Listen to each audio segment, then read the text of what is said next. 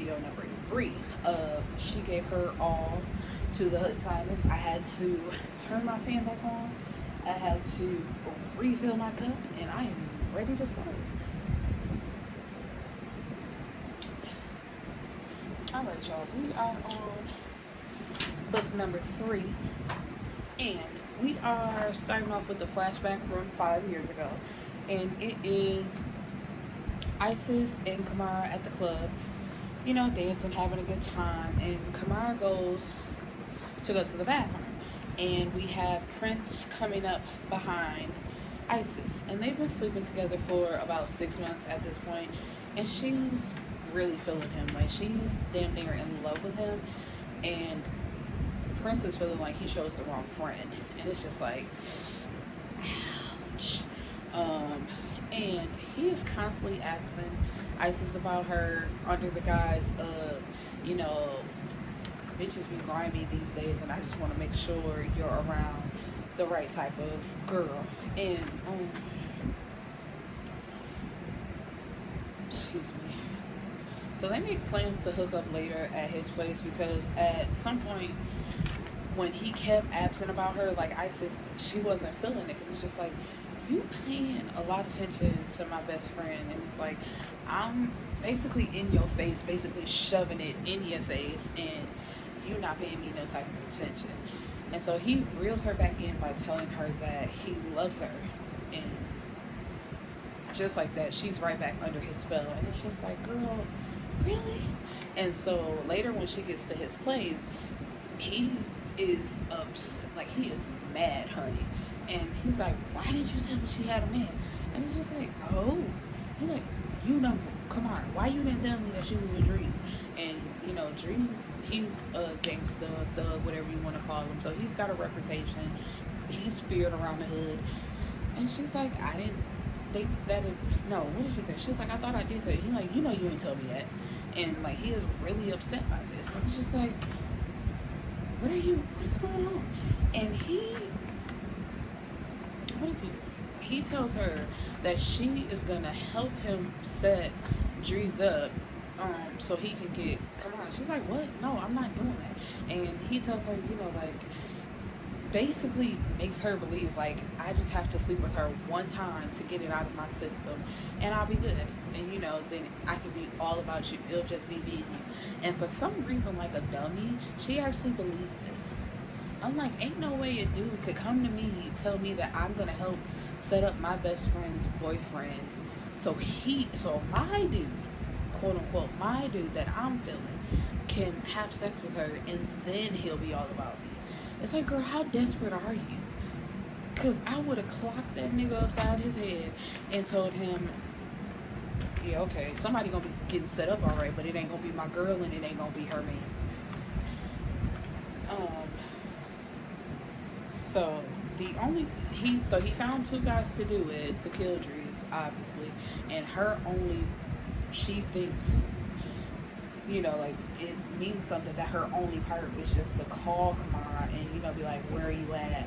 And then tell Prince so he could tell the dude so they could show up. And then in part of that flashback, they move it, like, to present time, and not present time, like where they left off at, but like a little bit before, because she has now had her baby, because while she's talking to Camarih outside of the nail shop, she has a stroke. But when she had her baby and she told the nurses to call Prince, he never showed up. So it's just like, basically, you lost your man, and now you have a new baby boy that he doesn't want anything to do with.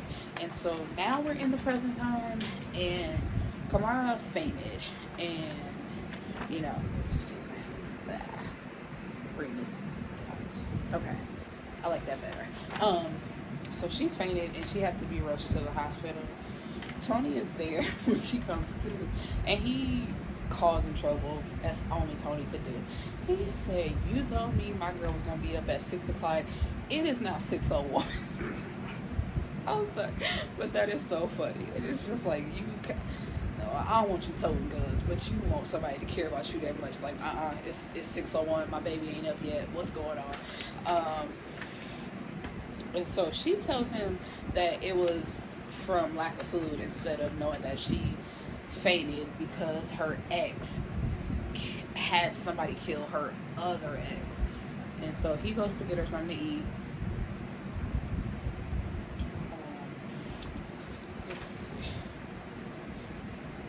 And so a few days later, she meets up with Isis, like they go out to dinner. And Isis says the only thing that she knows is that she was there when Prince paid the guy. She had, nothing to do with it. And so Kamal's like, what are you talking about? Like, he don't have money like that? And, no. She said, where did he get that kind of money? Because at that time, he wasn't signed yet and making that kind of money. And Isis tells her that he got it from his parents. And Kamar's like, what are you talking about? His parents are dead. So he lied about that. Come to find out, his parents are very much alive, and they actually live in Calabasas. He comes from a wealthy family, even though he tries to play the gangster role, like very much August Alsina, the thuggish singer. I guess that's the best way to describe it. And that's no shade to August, because I love August Alsina. So she just can't believe that Isis betrayed her in this way. It's like, you know more about my nigga than I do, and we were in a official relationship. Technically, you was just sleeping with him. Like, I was actually his girlfriend. And so,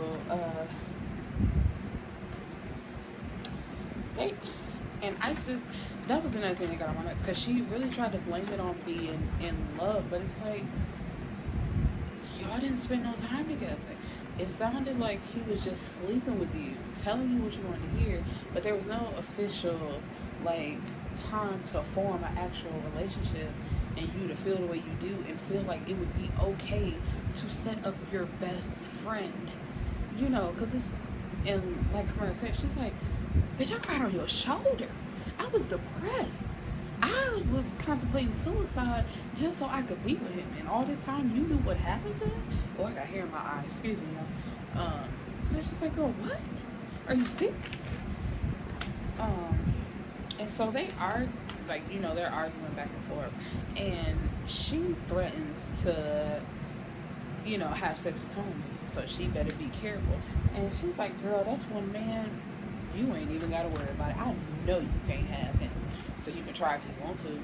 It's just going to result in me kicking your ass. But go ahead and try if you want to. Tony, so he's doing good for himself. He now has 5 artists in the backing of a record label, a recording company, but he's still doing his side hustle. And Nala is doing the one thing he told her not to do. She's being clingy, asking questions, trying to act like she his boo. And when they, oh, excuse me, y'all. Ooh, that's that liquor. I'm so sorry. Excuse me. What was I saying? When they're at the studio, she's trying to act like she's his girl, and he's like, I'm back with my girl. Cut it out. And she's like, well, she's not here right now. He's like, don't play with me. Eden, Polly is now out of jail, and Tony is hilarious, bro. He took Eden to go pick her up from jail, and when they're coming back, he drops them off at Eden's home. Eden what we doing at my spot? He's like, this where y'all getting out. So if you want to make her go somewhere else, that's on you. But as far as right now, y'all getting out of my car. And he makes her, because he says that he knows that they give you money when you leave jail, so he takes the money that they gave her for gas money. Tony, now that's a savage right there. Tony's a true savage.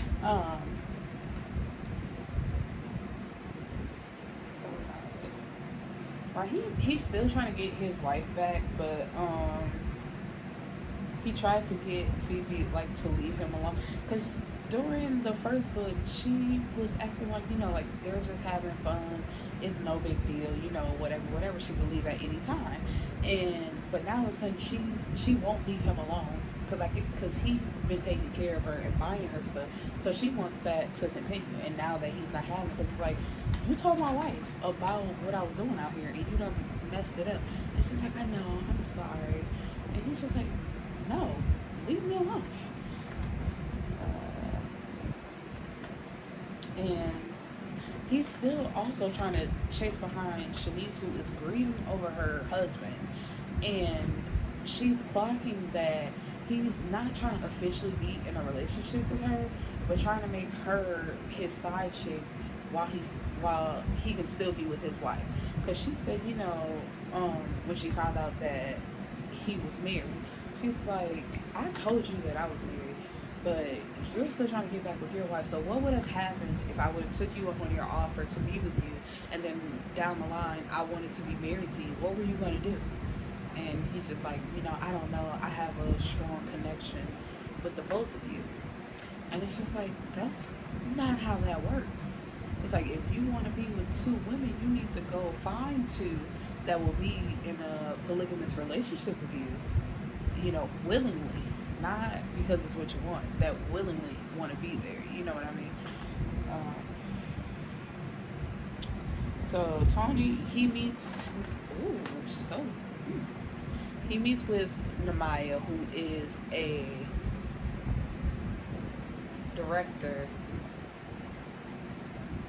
Sorry, that thing almost fell to the ground. I can't have that. I'm trying to be professional with my light and my microphone, and it's trying to collapse to the ground. Jesus. Namaya, yeah, he's a director who wants to work for Tony, and Tony tells him that he can't do eating because that's his biggest artist, because if he messes it up, then he'll have to kill him. He don't want to do that. So he can direct the video for Nala. And he agrees. He's like, anything. I just want to work with you, so I don't care about that.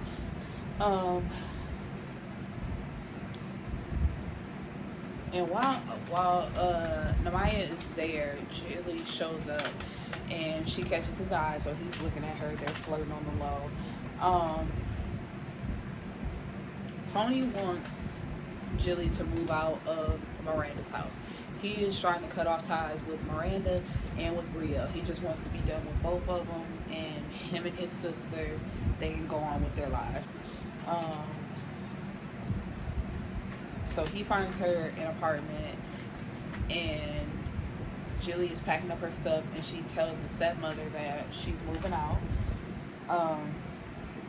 And as well as Vernon, who is highly upset because for some reason he wants her to cut her brother off so it could just be the two of them together. And she's like, no. She's like, so are you going to take care of me? Because my brother is taking care of me, and that's my brother. So it's like, even if he wasn't taking care of me, I love my brother. I'm not just going to cut off my family just because you want me to. And then she's like, you don't even have a job, which I didn't understand in the beginning, because it's like Vernon is still at home with his mom, and she still stays with the stepmom. So it's like, y'all got married, but y'all are still living separately. So what was the point of getting married? Y'all claim to be so in love. And this was another reason why Julie gets on my nerves, because I feel like she's doing things out of impulse just to say she's grown. Because I'm not going to say to get a reaction, because she's trying to hide this from Tony as long as she possibly can. And so she asks Vernon, she's like, you won't even get a job. And he's like, yeah, because you won't talk to your brother for me. And it's like, why am I talking to my brother to get you a job? You can go to because she works at Macy's.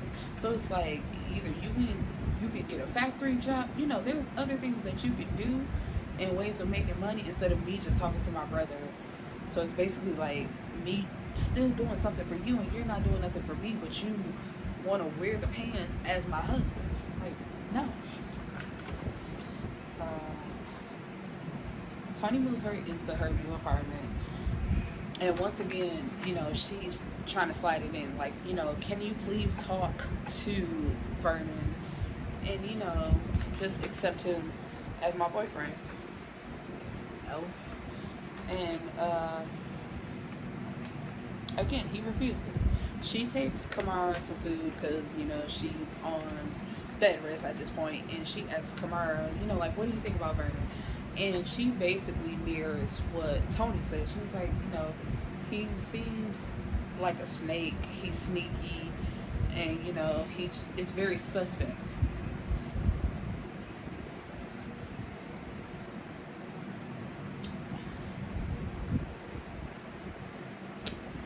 Put a little bit that was a hard hit right there. So Eden, he's trying to get Ruby back because after he saw her with what's his name, he made a diss track about her and put it out, and you know it caught traction and all that type of stuff. And it's just like he called her like, I want all the stuff like that I bought you, and she's like, you know, that's fine. And he was trying to come off real mad, but she's like, you know, I hadn't seen him, and that was my first time seeing him, and I was doing it face to face. And he was like, you didn't need to do it face to face. She's like, yes, I did. I have been with him for a very long time, and I just wanted to give him the respect of saying it face to face. Nobody was trying to play you, you know, and he was feeling bad, and so now he's trying to get her back, but she wants nothing to do with him. It's just like the first sign of you getting mad, you go and put all my business out on the internet. Because in this song, you know, he done said their names, putting out personal information. So it's just like she had to turn off her comments on IG, and it's just all bad. But she tells him, she's like, I'm not even gonna think about talking to you again because he's apologizing privately. She's like, no, apologize publicly the same way you made that diss track. That's how I want my apology.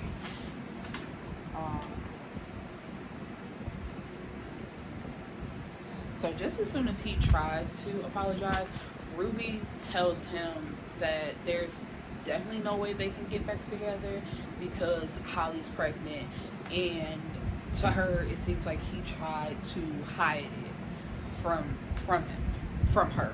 You know, like, it's, yeah, the baby was conceived before me, but you didn't even tell me. So again, she wants nothing to do with him. Baby cuz is here.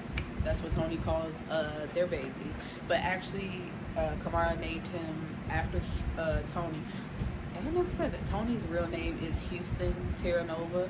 So this is Houston Terranova Jr., aka Baby Cuz Tony's a crib in a hood. Isis calls her to make sure that she hasn't been talking to to Prince, and telling Prince anything that she said. And she's like, I'm not worried about you or Prince. Like, I have a better life, more important things going on, and I actually wish that you would stop talking to me so I can let this whole situation go. You know what I mean?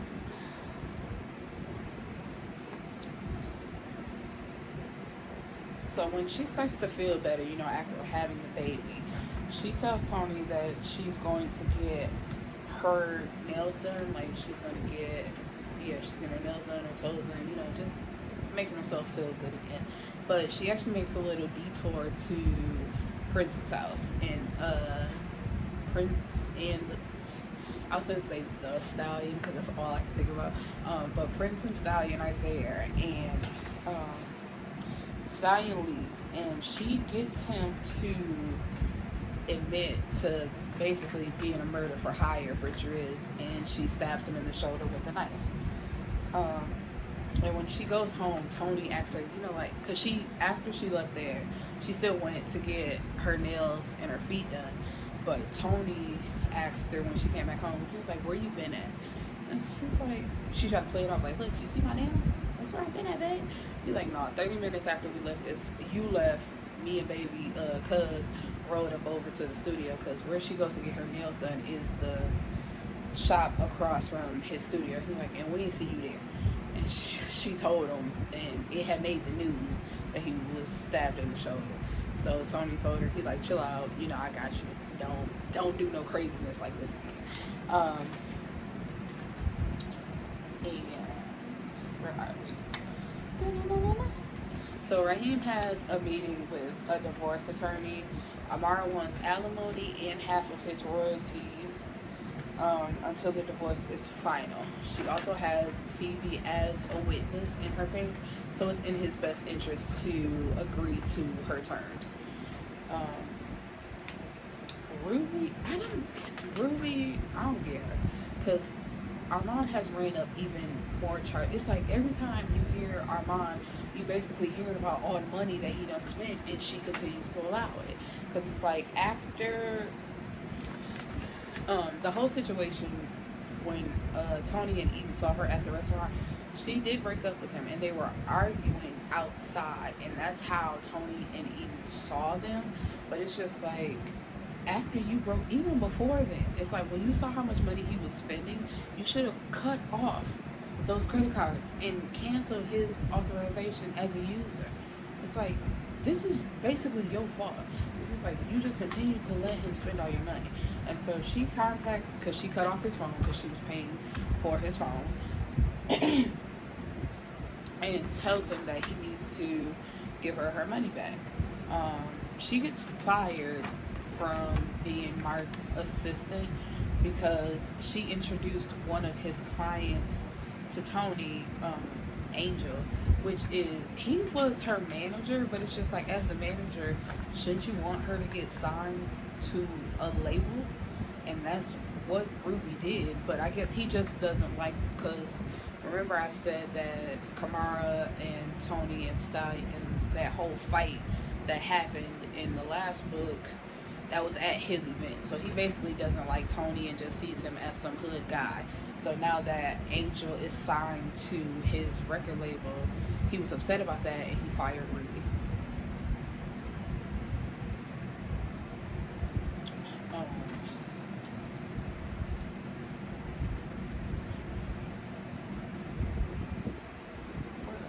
So she goes to her dad, and before that. And Mark tells her the only way that she can keep her job is if she apologizes to him. Are you reading between the lines? Apologize to him. And she refuses, so she's fired. She goes to talk to her dad, and her dad owns a furniture company, so he's a millionaire. And after, he gives her some tough love, he writes her a check to cover the expenses that Armand has run up, and so her cards will be, all filled up again. Isis works at a strip club called the Pink Cherry, and Tony and the crew come in one night, and she's talking to a girl named Frida, who she wants to go for Tony, but instead, she's scared of being cussed out, so she just goes for Eden instead. And Isis actually manages to dance for Tony, and tells him that she's a real dancer, and that she can come by the studio and audition for him. And he tells her, yeah, you can do that, whatever. But when the owner comes by to check the section to see how it's going, Tony tells him to get some better dancers, and actually calls Isis a linebacker. So while she thought she was doing something to Camarih, Tony ain't even nowhere interested.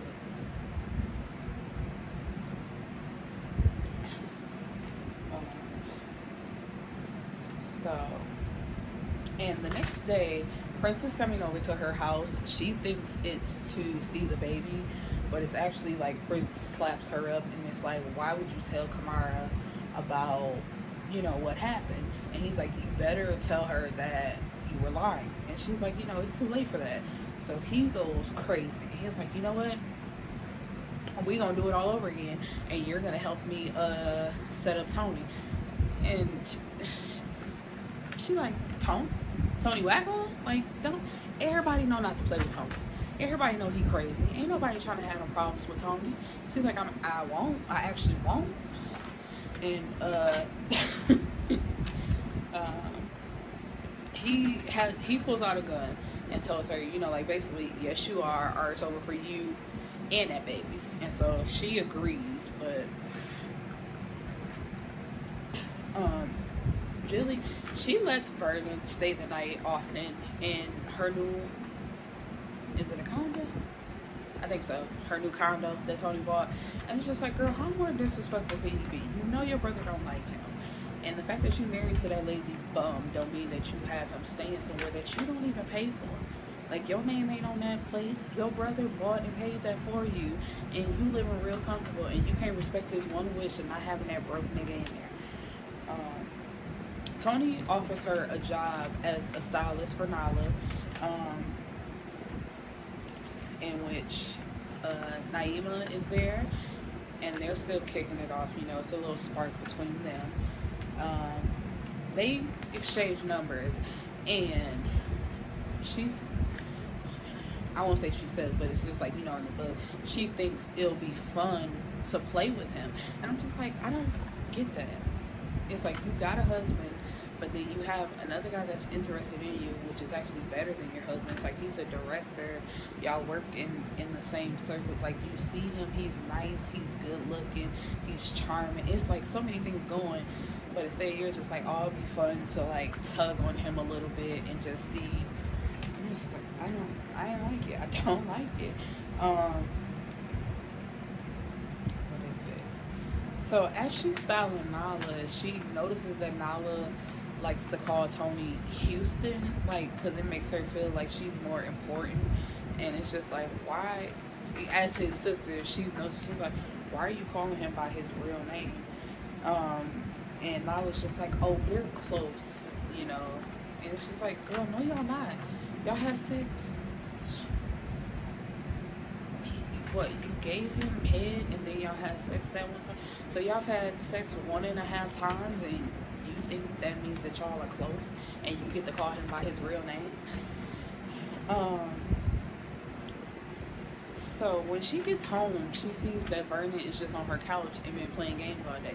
So she tells him that he has to go home because Tony will be there early in the morning the next day to give her a check. Sorry, because I keep kicking the stand and it is bothering me. So I'm going to try to fix this one more time. Okay.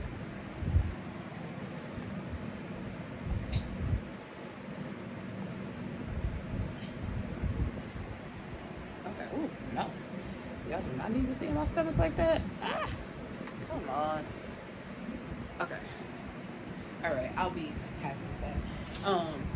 And so he gets upset that he has to leave and basically telling her that, where are we? He has to go home instead of, because they had made plans, I guess, for him to stay the whole week. And so she tells him that he has to go home because her brother's coming with the check. And he makes some type of snide remark about she might as well just sleep with her brother instead of sleeping with him because she's always putting the brother over him. And it's just like, wouldn't you in this situation? But she should have clocked him for making that remark about her sleeping with her brother. So Shanice is taking a trip to the hospital to report Kira to the doctor for sleeping with her husband, but it's already been reported because she had a fellow coworker do the blood test, you know, to say that it's Paul's baby, and that same coworker reported it to the higher ups. So she's been placed on suspended leave, and Shanice asked why hasn't she been fired, and she said basically it's just them getting their ducks in a row, and basically she will be fired.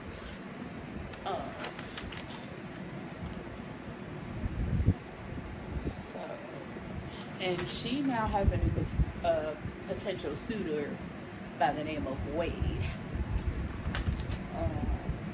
Camarih, she is having a early dinner with Star, who is a workout guru, and you know, she has baby cuz, and Star has a son named Timothy.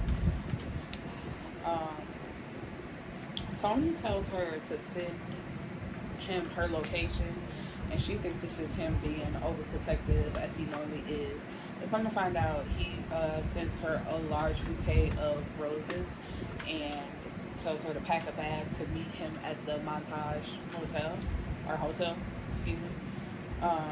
He also takes her on a ride in a private jet to Tulum, and they have a nice little vacation. And the next night, they were supposed to have dinner, but Tony pretends to have canceled it because he felt like he was being too lovey-dovey and he needed to get back to his, you know, hood self.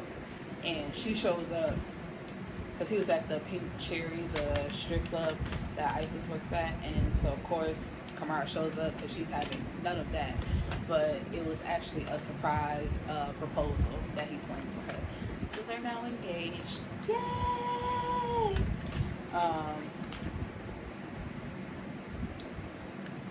Naima, he is currently living with his baby mama, who is Star, and Timothy is his son that they share together. Um, but Star plays too many games. He says she always tugs on him, basically. It's like whenever he doesn't do exactly what she wants him to do, she breaks up with him, and it's just a constantly back and forth thing, and he's done with that, and he's trying to move on with Jilly. And he takes Jilly on a date, which she reveals that she just has a boyfriend, not a husband, just a boyfriend. And he's like, so why would you be talking to me on the phone? Let me plan this date out for you, and then when we're finally here, you tell me you have a boyfriend. And her response is, maybe this could go somewhere. I don't know. I would fight Jilly. Like, Jilly would have to catch these hands. I'm sorry. Shanice meets with a lawyer for the reading of Paul's will, and come to find out that in his will, if he were to have any children, they automatically get half. So he was waiting for Kiera to show up so, they could have that tad bit of information, which results in a fight because Shanice does not believe that that's his baby, and she won't be getting anything.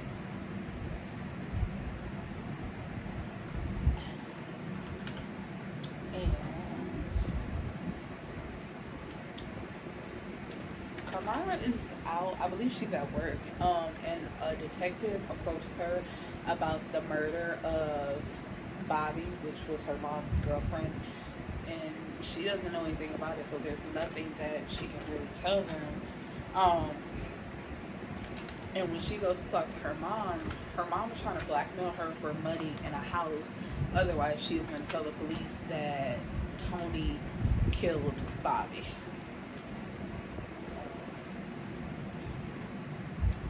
Her mom said that Bobby was shot when she, the night that it supposedly happened. Her mom called her like crying, and she said that Bobby was shot. But the detective told Camarih that Bobby's throat was slit, so something's not adding up. Ruby, although she claims to be done with Eden, she is jealous of the new relationship that Eden is forming with Frida the stripper. You remember that I said that she wanted Tony, but since she was basically scared of him, she chose Eden instead. And they have been kicking it. He's buying her stuff, treating her well. It's just like, and Ruby hates to see that, but she doesn't want to get back with him though. And it's like, basically you kicked him to the curb, so what do you want him to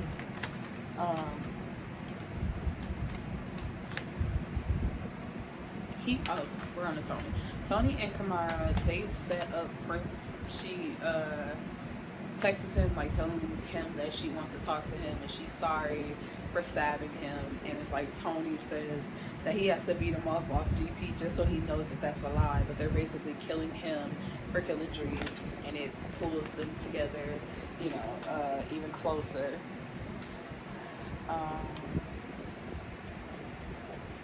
But before Tony kills him, Prince tries to get in his head, telling him, she's been taking money from my boss, and Tony pays him no mind and just kills him.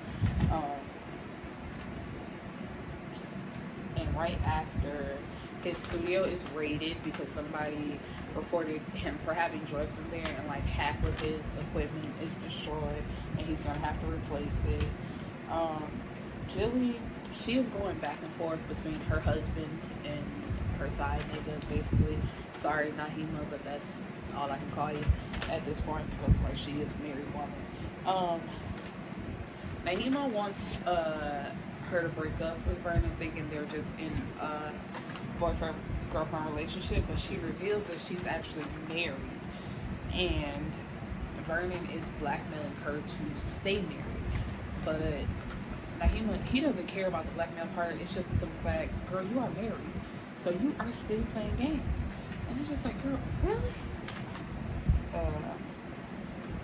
she catches up with Brielle because it's just like she basically tracks her down because like ever since she found out that Tony was in a relationship, she doesn't talk to her anymore. And Brielle is like, you have Camarih now, so what do you need me for?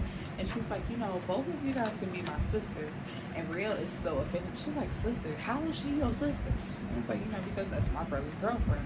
And she's like, girlfriend, or fiance. And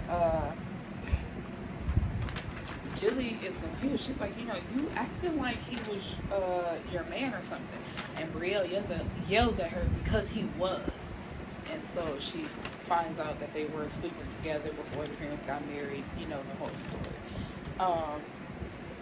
Tony gets a call from the detailer that is gonna junk Camarih's old car that he took the seats out of and sawed the pedals off of. So he goes there, just to check it, to see if there's anything that she might possibly want. And he finds a check from Stallion made out to Camarih for, I believe, $40,000. And that is where we leave off on book 3. And I will see you guys right back for book number 4. Deuces.